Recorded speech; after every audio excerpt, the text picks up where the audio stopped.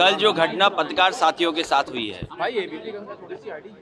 ये विधानसभा में ये परंपरा रही है कि पत्रकार और पत्रकारिता से जुड़े जितने लोग हैं समय समय पर लॉबी में मिलते थे और जब कभी भी आंदोलन या विपक्ष को अपनी बात कहनी होती थी तो चौधरी चरण सिंह जी की प्रतिमा पर खड़े होकर के अपनी बात कह करके सदन में आते थे।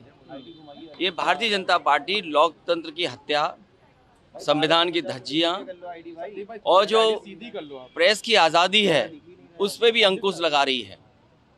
ये बहुत ही निंदनीय घटना है। बीजेपी जैसे ही चुनाव आएगा न वो बेरोजगारी पे बात करेंगे, न महंगाई पे बात करेंगे।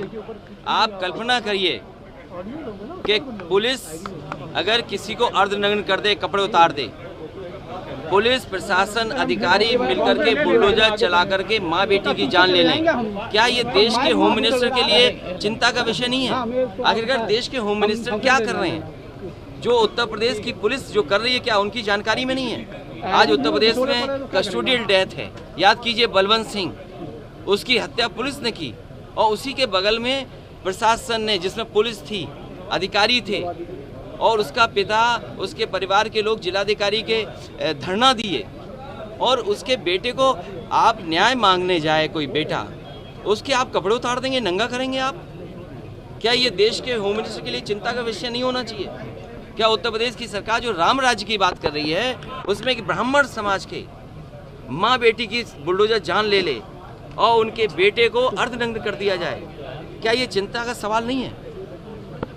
इसलिए सवाल ये है कि न्याय गरीब को मिलेगा इस सरकार में कि नहीं? किसी को कुछ नहीं मिला और किसान की आय दोगुनी नहीं हुई, बेरोजगारी चरम सीमा पर है, महंगाई चरम सीमा पर है।